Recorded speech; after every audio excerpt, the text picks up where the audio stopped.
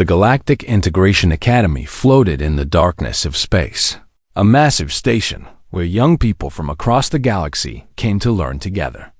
Humans had built it 50 years ago as a place of peace. Here, species that had once been enemies could send their children to study side by side. It was not perfect, but it was a start. Marcus Jung was 19 years old. His father worked as a maintenance technician on the station, fixing broken pipes and faulty air systems. Marcus helped him sometimes, learning to repair things with his hands. He was not a student at the academy. He was just the son of a worker, invisible to most of the wealthy and important young people who walked these halls. On a cold morning in the third month of the station's year, Marcus was carrying a box of replacement parts through the main corridor. When he saw her for the first time, she was Valkyrie. He knew this because of her tall frame and the pale blue skin that seemed to glow faintly from within. The Valkyrie were a proud warrior species. They stood over 7 feet tall, with powerful bodies built for combat. Their skin produced light that changed color with their emotions. They were beautiful and terrifying. But this girl was different. She moved slowly, her body supported by a floating harness that wrapped around her waist and lifted her from the ground. Her legs hung beneath her, thin and still, clearly unable to carry her weight. The harness made a grinding sound as it moved, and sparks flew from one side. It was breaking down as Marcus watched. The harness jerked sharply. The girl cried out and fell forward. Her data tablets scattered across the floor. Her bag spilled open. Other students walked past her without stopping. Some of them laughed quietly. A group of Valkyrie students stood nearby, and they did not laugh. They simply looked away as if she did not exist at all. Marcus put down his box and walked over to her. He knelt beside her and began gathering her tablets. The girl looked up at him with wide eyes. Her skin flickered with colors he did not understand. Fear, maybe. Or confusion. "First day is always rough," Marcus said. He kept his voice calm and friendly. "I'm Marcus. Need a hand?" She stared at him for a long moment. Then she slowly nodded. Marcus helped her adjust her harness. He looked at the sparking component and saw immediately what was wrong. A connector had come loose. He pulled a small tool from his pocket and tightened it. The sparks stopped. "That should hold for now," he said. "But you should get it properly fixed soon. The repair bay is on level 7. The girl still had not spoken. Her glow had shifted to something softer, a gentle purple that pulsed slowly. "I am called Sci-Fi," she finally said. Her voice was quiet but clear. "Thank you. No problem." Marcus handed her the tablets he had collected. "The cafeteria is down this way. Do you know where your first class is?" Sithani shook her head. She looked lost and tired, and Marcus suddenly understood that she had probably traveled a very long way to get here. He remembered his first week on the station, years ago, when everything had seemed too big and too strange. "Come on," he said. "I'll show you around." They walked together through the corridors. Marcus carried her books because her hands were busy operating the controls of her harness. He did not ask about her legs or why she needed the device. He simply walked beside her at whatever pace she could manage. Other students stared at them. A human walking with a Valkyrie was unusual. A human helping a disabled Valkyrie was almost unheard of. Marcus did not care about their stares. In the cafeteria, Marcus helped Sithani get her food. The serving line was narrow, designed for people who could walk, and her harness barely fit through. He loaded her tray and found a quiet table near the window, where she could look out at the stars. "You are strange," Sithani said as they sat down. Marcus laughed. "Thanks, I guess. I do not mean this as an insult." She tilted her head, studying him. "Among my people, no one would do what you have done. To help the broken is to encourage shame." To show kindness to the weak is considered foolish. The weak? Marcus raised an eyebrow. You traveled across the galaxy to study at one of the most competitive academies in known space. That doesn't sound weak to me. Stephanie's glow flickered again. She looked down at her food. My legs do not work, she said quietly. Among the Velkari, this makes me Tahal, broken, worthless. My family sent me here because they could not stand to look at me anymore. Marcus was quiet for a moment. Then he shrugged. Well, your family sounds like idiots. Stephanie's head snapped up. For a moment, Marcus worried that he had offended her deeply. Then, slowly, something like a smile crossed her face. Perhaps they are, she agreed. They finished their meal together. Marcus told her about the station, about the best places to study and the teachers to avoid. Stefanie listened carefully. She did not say much about herself, and Marcus did not push. Everyone had their secrets. When it was time for her first class, Marcus walked her to the door. I work in the maintenance section, he said. Level 4. If your harness breaks down again, come find me. I can probably fix it faster than the official repair bay. Why would you do this? Stefanie asked. You do not know me. You gain nothing from helping me. Marcus thought about this question. He thought about his little sister, who had been born with a body that did not work the way other bodies worked. He thought about how hard her life had been, and how much harder it became when people refused to help her. Because someone should, he finally said. See you around, Stefanie. He walked away before she could respond. Stefanie watched him go. Her skin glowed with colors she could not control, emotions she had been taught to hide. Gratitude, confusion, something warm that she did not have a name for. She did not tell him her full name. She did not tell him that her grandmother was the matriarch empress of the Velkari Dominion, ruler of 40 star systems. She did not tell him that she was Stefanie Velkorath Telmaran, third in line to the Obsidian throne. For the first time in her life, someone had treated her like she mattered. Not because of her bloodline, not despite her broken body, simply because she was a person who needed help, and he was a person who could give it. It was the strangest feeling she had ever known, and she wanted to feel it again. Weeks passed, and what began as a single act of kindness became something more. It became a routine. Every morning, Marcus woke early and walked to the transit hub, where shuttles from the residential sections arrived. He waited there with 2 cups of coffee, one black for himself and one with extra sugar for Stefanie. She had mentioned once that Velkari did not have sweet drinks on their homeworld, and she had become almost addicted to the human invention. When she arrived, he took her books. This was not because she asked him to. It was because her hands were always busy with the controls of her harness, and he had noticed that she struggled to carry things at the same time. So he carried them for her. It was simple. At lunch, he met her outside her morning classes. The cafeteria serving line was still too narrow for her harness, and the other students still did not help her. So Marcus loaded her tray. He knew her favorite foods now. She liked the earth vegetables, but hated the meat substitutes. She loved the Centauri fruit juice, but thought human bread was too soft. They sat together every day at the same table near the window. Sometimes they talked about her classes. Sometimes they talked about nothing at all. Sometimes they simply sat in comfortable silence and watched the stars. Marcus's human friends did not understand. She's Velkari, his friend David said one evening. You know what they're like, warriors, proud. They look down on everyone, especially humans. Stefanie doesn't, Marcus replied. She's using you, man. You carry her stuff like a servant. What do you get out of it? Marcus did not answer. He did not know how to explain it in words that David would understand. The Velkari students were even worse. They glared at Marcus whenever he walked with Stefanie. To them, he was a lesser being who was encouraging weakness in one of their own. Some of them made comments loud enough for him to hear.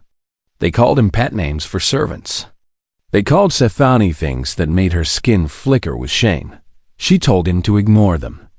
He tried. One evening, her harness failed completely. The power system died, and she crashed to the floor in the middle of a crowded corridor. Students stepped around her as if she was garbage. Marcus found her there, tears streaming down her face, her glow so dim it was almost invisible.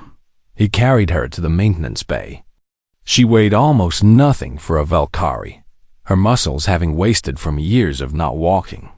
He set her down gently on a workbench and began taking apart her harness. "The Academy is supposed to repair this," he said. His voice was angry, though not at her. "Why haven't they fixed it properly?" "I put in a request," Stefani said quietly. 6 requests. They say there are higher priorities. Marcus worked in silence for a long time. He studied the Valkyrie technology, so different from human designs. He pulled up manuals on his datapad and read through the night. When he could not find the right parts, he made them himself, adapting human components to work with alien systems. It took him 3 days to rebuild her harness. He skipped sleep. He skipped meals. His father found him passed out at the workbench one morning and had to carry him to bed.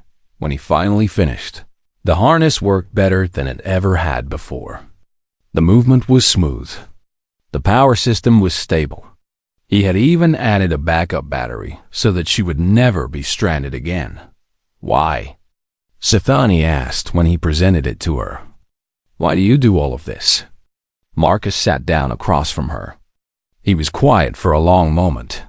"My little sister was born with a condition called cerebral palsy," he finally said.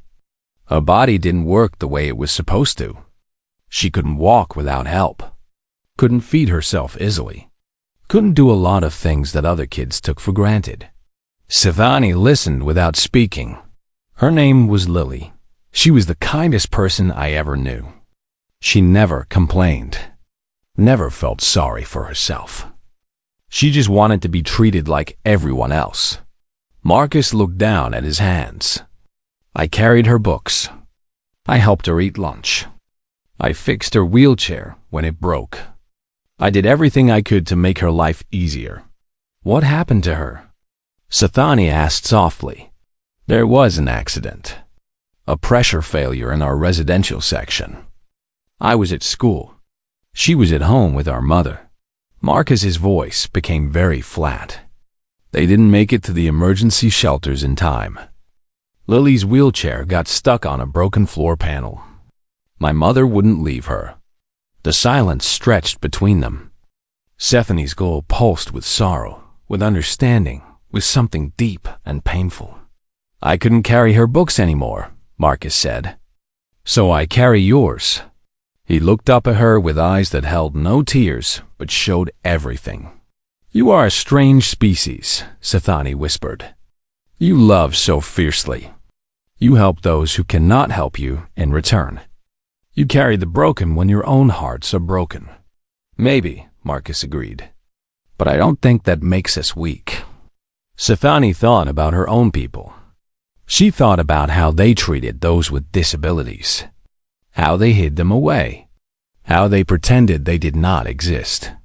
She thought about the messages she received from home, her cousins mocking her, her family treating her exile as a relief rather than a tragedy. And she thought about this human boy who had lost so much but still found room in his heart to care for a stranger. "No," she said finally. "It does not make you weak at all. I think, perhaps, it makes you stronger than any warrior I have ever known." Marcus smiled. It was a sad smile, but it was real. "Come on," he said. "Let's test out this harness. I want to see if you can do spins now." Stefani laughed. It was the first time she had laughed since arriving at the station. The sound surprised her, coming from somewhere deep inside that she thought had gone dark forever. They spent the rest of the evening racing through empty corridors. Sithani spinning and twirling in her repaired harness, while Marcus ran alongside her. Both of them laughing like children. For those few hours, she was not a princess in exile. He was not a grieving brother. They were just two young people who had found each other in the vast darkness of space, and that was enough. The annual Diplomatic Gala was the biggest event of the year at the Galactic Integration Academy. Students from every species prepared for months, creating demonstrations of their cultures for the ambassadors and dignitaries who attended. It was a night of celebration, of showing the galaxy that different species could live together in peace. The Valkyrie delegation had prepared a combat demonstration. 12 of their best students would perform an ancient warrior dance, their movements perfect and powerful, their bodies glowing with pride. It was meant to showcase the strength of their people. Sithani was not invited to participate. She was, however, required to attend. Her handlers made this very clear. She would sit in a corner, quiet and unnoticed, a symbol of Valkyrie tolerance. Look, their presence would say. We even allow our broken ones to witness our glory. Marcus attended as support staff. He wore the simple uniform of a service worker and carried trays of drinks between the important guests. He was invisible to most of them, just another human servant beneath their notice. The evening began well enough. The Valkyrie performance was impressive, their warriors moving with deadly grace. Other species presented their own cultural showcases. Music played. Dignitaries laughed and made deals in quiet corners. Sithani sat alone near the back of the great hall, watching everything with tired eyes. Her glow was dim, almost gray. She hated these events, hated being put on display like a broken toy the family kept but did not want. Marcus passed by her position several times, always finding a reason to stop for a moment. A dropped napkin, a glass that needed refilling, small excuses to check on her, to make sure she was okay. I'm fine, she told him on his third pass. Stop worrying. I'll stop worrying when you stop looking like you want to disappear, he replied, before she could respond. A commotion erupted near the center of the hall. A human girl, perhaps 12 years old, stood frozen in terror. She was the daughter of one of the Earth ambassadors, dressed in a pretty gown that was now stained red with spilled wine. The ceremonial cloak of a Valkyrie representative was also stained, the deep purple fabric dripping with the same wine. The girl had tripped. An accident. Nothing more dot, but the Valkyrie did not see it that way. 3 Valkyrie students surrounded the child. Their leader was Korth Valfane, a massive warrior who stood nearly 8 feet tall. His skin blazed with anger, orange and red flames of light dancing across his body. Clumsy human filth, Korth said, his voice loud enough for the entire hall to hear. You dare touch the sacred garments of a Valkyrie noble? The girl was crying. I'm sorry. I didn't mean to. I tripped. Silence. Korth stepped closer. The girl stumbled backward and fell to the ground. Your species is weak, pathetic. You cannot even walk without falling. Perhaps you should crawl on your belly like the insects you are. The girl's parents were across the hall, too far away to reach her in time. The other guests watched in uncomfortable silence. No one moved to help. No one wanted to anger the Valkyrie. Marcus put down his tray. He walked across the hall until he stood between Korth and the crying child. That's enough, he said. Korth looked down at him with something between amusement and disgust. Marcus was small by human standards, and Korth was large, even for a Valkyrie. The difference in their sizes was almost comical. Another human servant, Korth said. Defending your weak offspring. How typical. She's a child. She spilled some wine. Walk away. Walk away? Korth laughed, and his warriors laughed with him. You would command me, little human? Do you know who I am? I am Korth Valfane, son of the 3rd Battle Commander, and you are nothing but a bug beneath my feet." "Maybe," Marcus said, "but I'm not walking away." Korath stopped laughing. His glow shifted to something darker, something dangerous. "Then you will learn your place." He struck Marcus with an open hand. The blow sent Marcus flying backward. He hit the floor hard and slid several feet. Blood poured from his nose. The hall gasped. The human girl screamed. Marcus pushed himself up and stood again. Korath struck him again. Marcus fell. Rose again. The third blow split his lip. The fourth blackened his eye. Each time Marcus hit the floor. Each time he stood back up. "Stay down, you fool," Korath growled. "Why do you keep rising?" Marcus spat blood onto the polished floor. "Because someone has to." He stood again. Korath raised his hand for another blow, but before it could fall, a voice rang out across the silent hall. "Enough." Everyone turned to look at Setha. She had maneuvered her harness to the center of the floor. Her skin blazed with light, not the dim gray of shame, but a brilliant, blinding white that none of them had ever seen before. It was the light of command, the light of royal blood. "I am Sethani Velkorath Telmaran," she announced, her voice carrying to every corner of the hall. "Third-born of the line of Miran, granddaughter of Velkorath the Eternal, matriarch empress of the Velkari Dominion. And I command you to kneel." The effect was immediate. Every Velkari in the room dropped to their knees. Korath's face twisted with shock and then terror. His blazing anger faded to the pale blue of fear. "Your Highness, I did not know. You did not care to know." Sethani moved forward until she hovered before him. "You saw weakness and you attacked. You saw a child and you chose cruelty. You saw a human defending the helpless and you called him nothing." She turned to look at Marcus. Still bleeding, still standing. "This human," she said loudly, "has shown more honor in his weakness than you have shown in all your strength. He stood against you knowing he would fall. He rose knowing he would be struck again. He defended a stranger with his blood and his pain."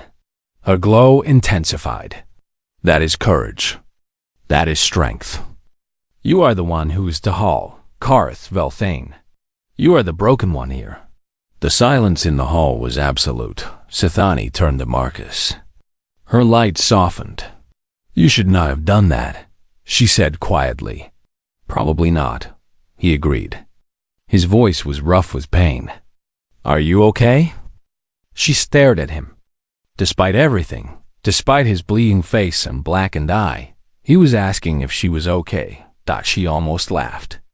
Almost cried. "Yes," she whispered. "I think I am." By morning, word had spread across the station. The disabled princess, the human who carried her books, the warrior who had challenged an empire and won. Nothing would ever be the same. The days that followed the gala were chaos. Velkari diplomats arrived at the station within hours, their ships appearing from faster-than-light travel with barely any warning. They came with gifts and apologies and political advisors. They came with false smiles and cold eyes. Suddenly, everyone cared about Setha. Her quarters were upgraded to a luxury suite fit for royalty. Servants appeared to attend to her needs. Her harness was replaced with a new one made from the finest Velkari technology. Though Marcus privately noticed, it did not work as well as the one he had built for her, and Marcus himself became a problem. That needed to be solved. The first delegation came to his families. Small quarters on level 4. 3 Velkari officials in formal robes, their faces carefully neutral. "You have been helpful to Her Highness," the lead official said. His tone made the word helpful sound like a crime. "We appreciate your service." Marcus sat across from them at the small table where he ate breakfast with his father every morning. His father stood in the corner, silent and worried. "I didn't do it for thanks," Marcus said. Of course not. Nevertheless, the Dominion would like to show its gratitude. The official slid a datapad across the table. A position has opened at a mining colony in the Outer Reach. Excellent pay. Comfortable housing. A chance to build a real future. Marcus looked at the datapad. The Outer Reach was on the opposite side of the galaxy. A 3-year journey by standard transport. You want me to leave, he said. We want to offer you an opportunity. The smile never reached the official's eyes. Away from complications. Marcus pushed the datapad back. No thanks. The officials left without another word. Their smiles had vanished. Meanwhile, Sathani found herself trapped in endless meetings. Political advisors explained the situation to her in careful terms that meant nothing and threatened everything. The matriarch empress, her grandmother, was dying. She had been ill for years, but now the end was close. The succession was contested. Sethany's mother, long dismissed as the bearer of broken blood because of Sethany's disability, was suddenly viable for the throne. This made Sathani important again, but only if she could be fixed. There are treatments, her uncle explained. He had arrived personally to oversee her return to the Dominion. Experimental procedures. Risky, yes, but they could restore function to your legs. Make you whole. Make me acceptable, Sathani corrected. Her uncle waved his hand dismissively. Call it what you wish. The point is that you could walk again. You could lead our people properly. You could reclaim your birthright. And if I don't want these treatments? The silence was answer enough. You would remain broken? For what? Her uncle's voice hardened. For that human boy? The servant who carries your books. He is not a servant. He is nothing. A maintenance worker's son who has somehow convinced you that weakness is acceptable. This is not how Velkari think. This is not who we are. Sethany's glow shifted to something cold and hard. Perhaps it should be. The argument lasted for hours. Her uncle threatened. Her uncle pleaded. Her uncle reminded her of her duty, her bloodline, her obligations to her people. He told her that refusing to return would bring shame upon her entire family. He told her that she would be alone, cut off, forgotten. Sathani listened to all of it, and then she made her choice, using her authority as a member of the royal bloodline. She formally requested asylum through Earth's diplomatic corps. It was a process that had never been used by a Velkari before. It caused immediate political chaos. The news spread across the station, then across the system, then across 3 sectors of space. A Velkari princess had rejected her throne to stay among humans. The disabled heir had chosen exile over treatment. The broken girl had decided that being whole meant something different than her people believed. Her family disowned her within the day. Marcus found her that evening, sitting alone in the observation deck, staring out at the stars. Her glow was dim but steady, a soft purple that he had learned meant she was thinking deeply. He sat down beside her without speaking. I gave up a throne, she said eventually. An empire. Everything I was raised to become. I know. They will never forgive me. My family, my people. I will be an outcast forever. Probably. She turned to look at him. You could at least pretend to disagree. Marcus smiled slightly. Would you want me to? No. She sighed. No, I suppose not. They sat in silence for a while, watching the distant stars burn. What will you do now? Marcus asked. I don't know. For the first time in my life, I truly don't know. Her glow flickered with something that might have been fear or might have been excitement. I have no throne to inherit, no family to please, no treatments to endure. I am simply myself, broken legs and all. That sounds terrifying. It is. She paused. It is also somewhat wonderful. Marcus nodded. He understood. Freedom could be both things at once. I would like to find out what comes next, Sathani said softly. To discover who I am when I am not a princess or a disappointment or a political problem. She hesitated. I would like to do this with someone who sees me. Not my bloodline. Not my broken legs. Just me. Marcus looked at her. Her glow had shifted again, warmer now, something hopeful. Is that acceptable? She asked. He pretended to think about it. I don't know. I've gotten pretty used to carrying your books. Might be hard to change my routine. She laughed. It was a small sound, but it was real. I think I can still provide books for you to carry. Then yeah. He smiled at her. And she smiled back, and for a moment, the galaxy did not seem quite so large or quite so dark. I think that's acceptable. Outside the window, the stars continued to burn. Somewhere out there, an empire was in turmoil because a broken girl had refused to be fixed. Somewhere out there, a family was raging against a daughter who had chosen her own path. But here, in this small room on this small station, two young people sat side by side and looked toward a future that neither of them could predict. It was enough, it was more than enough, it was everything. 5 years had passed since the night of the diplomatic gala. 5 years since a bleeding human boy had stood before a Valkyrie warrior and refused to fall. 5 years since a princess had chosen freedom over a throne. The galaxy had changed. The Galactic Integration Academy now used accessibility standards designed by human engineers and adapted by every species that attended. Ramps and lifts appeared in places where only stairs had existed before. Harnesses and support devices were provided to those who needed them, maintained by dedicated staff who understood that helping the weak was not shameful. Among the Valkyrie, something stranger was happening. Young people had begun to question the old ways. The word Tahal, which had meant broken for 10,000 years, was now a subject of debate. Some said it should be abandoned. Others said it should be reclaimed, made into a symbol of pride rather than shame. The older generation was angry. The younger generation did not care, and at the center of it all was Stathani Velkorath Talmiran. No longer a princess, but something perhaps more important. She was the first Valkyrie ambassador to the Human Confederacy.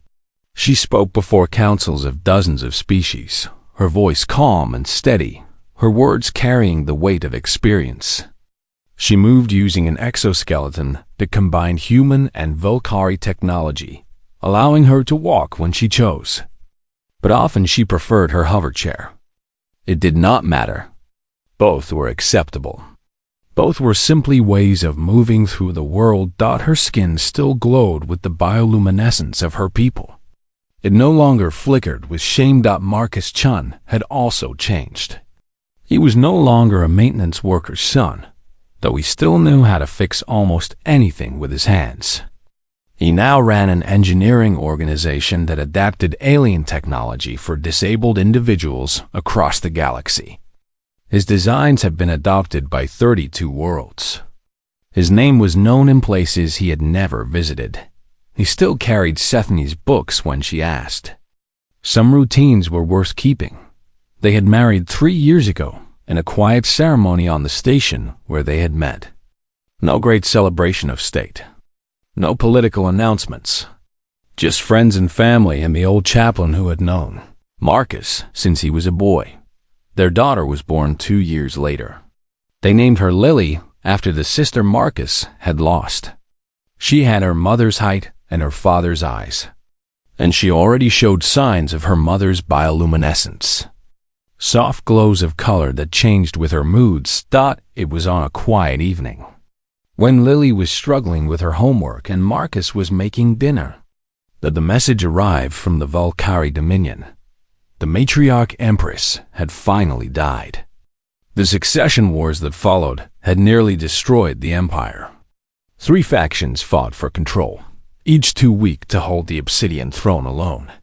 In desperation, the Council of Bloodlands had reached out to the one royal who had earned respect, not through power but through wisdom. They asked Sithani to come home, to rule, to save them from themselves. Her response was broadcast across the Dominion on every channel. She appeared on the screen, not in royal garments but in simple clothes, sitting in her hover chair with the stars visible behind her. She looked calm. She looked at peace. "I will not rule you," she said. "This is not because I cannot. It is because I choose not to. The throne taught me that power comes from conquest, from strength, from domination of the weak. I no longer believe this." She paused. "But I will teach you, if you are willing to learn. Come to Earth, visit the human confederacy. See how they treat their broken ones. See how they build ramps where we build walls. See how they create devices to help those who cannot walk, instead of hiding them away in shame." Her glow brightened. The white light of royal blood that she had once hidden and now wore with pride. Watch how a species that we dismissed as weak has survived every challenge the galaxy has thrown at them. Not through strength alone, not through conquest, but through refusing to leave anyone behind. Through understanding that a chain is only as strong as its weakest link, and so they make their weakest link stronger. She leaned forward. That is power. Real power. Not the ability to destroy, but the ability to lift up. Not the willingness to abandon, but the commitment to carry. This is what the humans taught me. This is what a maintenance worker's son showed me every day when he carried my books and my lunch tray, asking nothing in return. Her voice softened. That is the lesson. Learn it, and perhaps the Valkyrie can become what we have always claimed to be, truly strong. The transmission ended. Marcus had stopped cooking. He stood in the doorway of the kitchen, watching her with an expression she knew well. "Big speech," he said. "Enormous." She guided her chair toward him. "They will probably ignore it. Probably. Want to bet on how many don't? That would require optimism. I've got plenty. Married you, didn't I?" She smiled. It was the same smile she had given him 5 years ago, when he had helped her up from the floor and walked beside her without asking anything. Their daughter looked up from her homework. She was drawing something, her small hands moving carefully across the paper. "Mom? Dad, can you help me?" They went to her. The drawing showed 2 figures holding hands, one tall and blue, one smaller and pink. Stick figures, crudely drawn, but clear in their meaning. "That's beautiful, Lily," Sithani said. "It's you and Dad, from when you met. You told me the story." Marcus looked at his wife. She looked back at him. Between them was everything they had built, everything they had survived, everything they had become. "Are you hungry?" he asked. "Dinner's almost ready." "Starving," Sithani said. They ate together as a family, as families do across every species and every world. Outside the window, the stars continued to burn. Somewhere among them, an empire was listening to a message that challenged everything they believed. Some would reject it. Some would mock it. But some would hear. Some would learn. And slowly, year by year, generation by generation, the galaxy would begin to understand what humans had always known. That strength was not the absence of weakness. That courage was not the absence of fear. That love was not weakness at all, but the most powerful force in the universe. It had started with a boy carrying books for a girl who needed help. It had ended with a galaxy learning to carry each other.